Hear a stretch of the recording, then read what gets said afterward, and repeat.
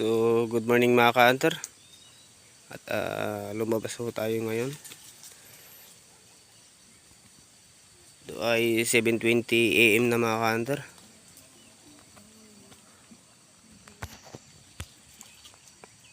April 23.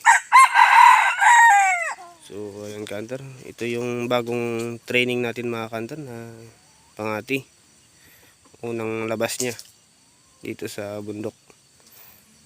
So, kakarating lang natin sa bukid mga ka-hunter. So, mukhang maging success to mga ka-hunter dahil natilawak agad. Nagdala tayo ng inahin saka isang tandang mga ka-hunter, yung pangati natin na si Yamon.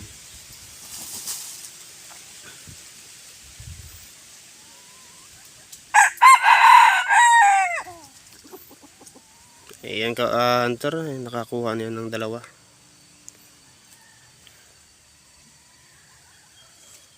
So,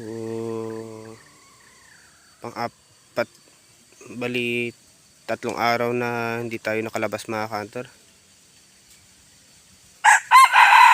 So, ngayon at lumabas tayo dahil na-miss rin natin magbukid mga ka-hunter.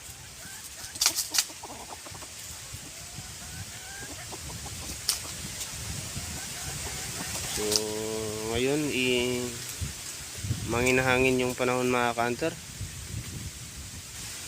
Parang